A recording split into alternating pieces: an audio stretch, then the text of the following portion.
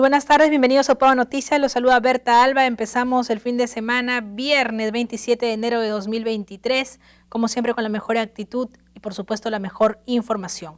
Comenzamos con una interesante entrevista sobre temas ambientales que son tan importantes porque es el planeta el que nos alberga a todos.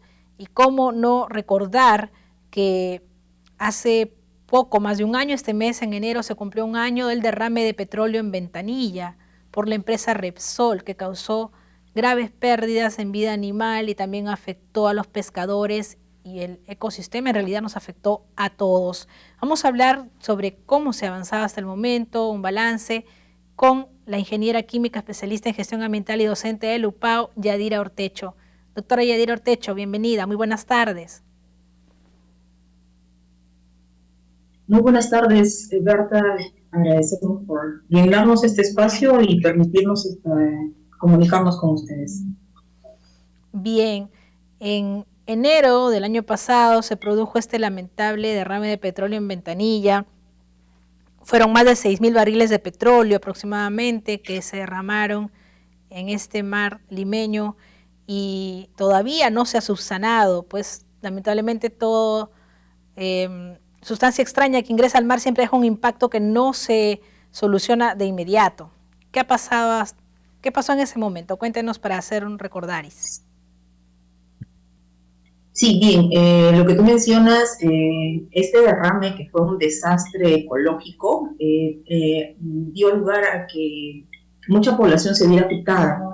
En principio se dijo que eran 6.000 barriles, cuando luego el Ministerio del Ambiente actualizó el dato y dijo que eran alrededor de 11.000 barriles de petróleo, 11.000. los cuales se dispersaron alrededor de unas 300 hectáreas, ¿no? Estas hectáreas de playas y puntas que se vieron afectadas por la presencia de estos hidrocarburos que se consideran hidrocarburos volátiles y que de alguna manera, pues obviamente tiene una repercusión y un impacto inmediato porque se considera que generan una serie de afectación principalmente a la salud. Por ejemplo, ese hecho de inhalar los componentes volátiles van a afectar, obviamente, nuestro sistema. Muchos dicen que podemos también, el hecho de estar expuestos en contacto buen tiempo puede producir dermatitis a la piel y algunos asocian que en algún momento también podría producir cáncer, ¿no? Cáncer a la piel se asocia. Entonces, en cuanto a la salud, hay una afectación directa, por ejemplo, para aquel personal que ha estado destinado a realizar la limpieza o labores de recuperación del petróleo. Entonces, muchos impactos se han generado a partir de este derrame y por eso se deduce que es un desastre ecológico. Adicionalmente, se ha visto a lo largo de este tiempo que, por ejemplo, habían transcurrido alrededor de 8 meses y todavía habían zonas que se encontraban contaminadas. Es decir, tenemos una data de que se dice pues que todavía en septiembre del 2022 habían alrededor de 69 sitios contaminados. Eso fue identificado por Noveco. Entonces quiere decir que aún habiendo desarrollado ciertas acciones de limpieza, todavía habían transcurrido buen tiempo y alrededor de 8 o 9 meses y seguía permaneciéndose estos residuales en ciertos sitios, ciertas playas y por lo tanto todavía no eran aptas, ¿no? Eso por un lado. Por otro lado, se ha visto que la afectación ha sido diversa, no solo en la salud, sino también en las actividades económicas, actividades que desarrollan, por ejemplo, los pescadores, ¿no? El turismo. Entonces, ha tenido una serie de repercusiones. Y se deduce también que este hecho ha generado afectación en la salud misma de la población que vive de la actividad de la pesca. Esta población se ha visto afectada, por ejemplo, por estrés. Estrés al ver que no podían activar su trabajo de pesca, de sustento y ingreso económico a través de la captura de especies hidrobiológicas. ese por un lado. Entonces, ha habido una serie de repercusiones, no solo el aspecto ambiental, que es el que obviamente tiene mayor impacto, pero también ha visto impactos en la salud, impactos económicos, impactos en el turismo, ¿no? Eso es lo que podríamos resaltar a la fecha que se ha venido desarrollando.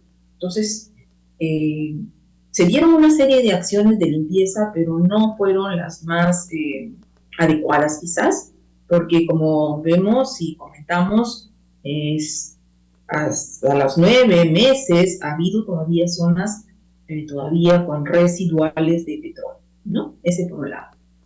También la empresa estuvo pagando ciertos bonos, aunque bien sabemos que el dinero no puede resarcir el impacto, el terrible daño ecológico, como usted dice, está en la salud eh, integral, ¿no? Psicológica, física, en toda la salud integral de los moradores de la zona afectada y zonas aledañas también.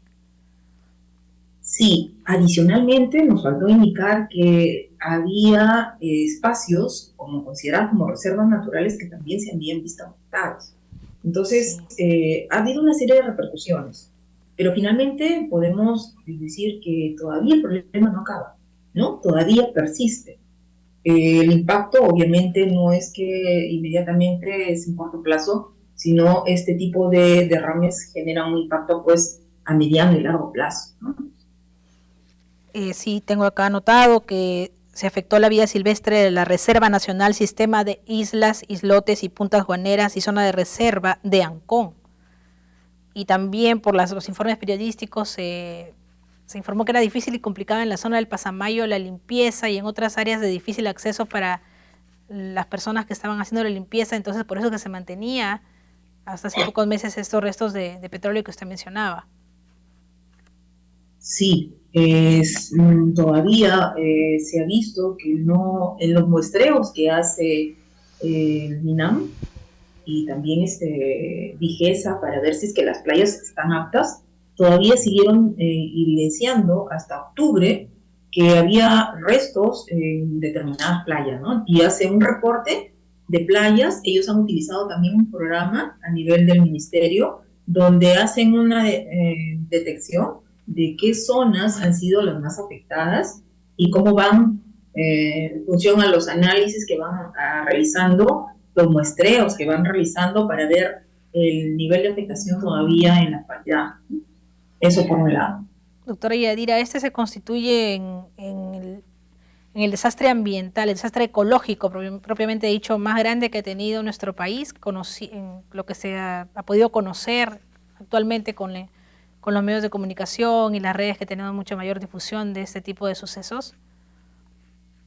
Bueno, se podría decir por la magnitud, la cantidad de barriles, sí, porque en otros lugares, por ejemplo en la Amazonía, también hay vertimientos de petróleo, pero son quizás más fáciles de manejar, entre comillas, fáciles, porque en un medio acuático el petróleo obviamente es más complicado de recuperar, contener el oleaje mismo, dispersa a petróleo, ¿no? Entonces, y por la cantidad no ha sido fácil manejar esa recuperación del petróleo, el crudo que ha sido vertido, ¿no? Entonces, sí, por la cantidad se puede decir que es el mayor desastre ecológico relacionado al petróleo.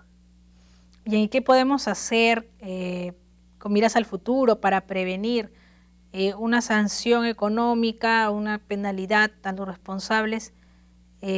¿Podría resultar ejemplar o tal vez existen aparte además otras estrategias para prevenir que se repita este tipo de hechos? Sí, sanción económica se había impuesto, ¿no? La OEFA sanciona a la OEFA por alrededor de 13 millones de soles. Pero esos 13 millones están con sanciones pues que son diversas, ¿no? Alrededor de 7 sanciones. Lamentablemente, hace unos días se dio una resolución, ya una resolución en primera instancia que favorece a Repsol. Entonces, de ese monto que han establecido, que son varias sanciones, se dice que son alrededor de 70 millones de soles, pero 70 tres han millones de sido soles. apeladas. Sí, tres han sido apeladas. y 2 están en plazo de impugnación. Pero ese plazo de impugnación vence el 31 de enero. Entonces ya una ha sido revertida a favor de la empresa. Esperamos que las otras no necesariamente tengan ese mismo resultado, porque realmente lo que la empresa declara es que se ha vulnerado el principio del debido procedimiento, ¿no? Entonces ahí es cuestión administrativa. Lamentablemente que tengamos que ver que hay una afectación tremenda en nuestros ecosistemas y que por cuestiones normativas, administrativas, se tenga que ir en contra de nuestra preservación, de nuestros recursos naturales, ¿no? Entonces, ahí, como tú mencionas, ¿qué es lo que podríamos hacer? Pues la verdad, tenemos que implementar medidas, ¿no? Anticiparnos, como comentábamos hace un momento, anticiparnos como medidas preventivas, ¿no? De que se cumplan todas las medidas de protección ambiental, que se revise todos los planes, ¿no? Porque hemos visto de que en el transcurso de este manejo que ha habido, la empresa Repsol no actuó inmediatamente. Y el Ministerio del Ambiente y la OEPA tuvieron que pedirle su plan, ¿no? Plan para poder reconocer qué es lo que iba a hacer. Entonces, se conoce que si nosotros implementamos un sistema de gestión ambiental, tenemos que tener los planes correspondientes listos para actuar frente a acciones que se pueden suceder, como en este caso, vertimientos de petróleo, desastres, etc., ¿no? Entonces, tenemos que tener esas medidas correctivas, que las empresas, en este caso el organismo que es OEPA, verifique que estas empresas cuenten con todos sus planes de contingencia para poder actuar de manera inmediata, tener respuestas inmediatas frente a desastres de este tipo, ¿no? Entonces ahí cabe a estos organismos, como son la OEPA, el MINAM, verificar este cumplimiento, ¿no? Y este dinero, siendo optimistas de que logren hacerse efectivas este pago, estas sanciones monetarias, ¿este dinero va a ser empleado o tendría que ser empleado en la remediación de este desastre? Lo ideal sería que sirva para restaurar, bueno, es el término que se utiliza, restaurar los ecosistemas dañados. Pero como tú en algún momento lo has mencionado, es complicado, ¿no? Dada la situación que ya se ha dado, ya ha habido afectación misma del ecosistema, pero por lo menos tratar de esa situación de resarcimiento, de tratar de restaurar dentro de lo posible estos ecosistemas, ¿no?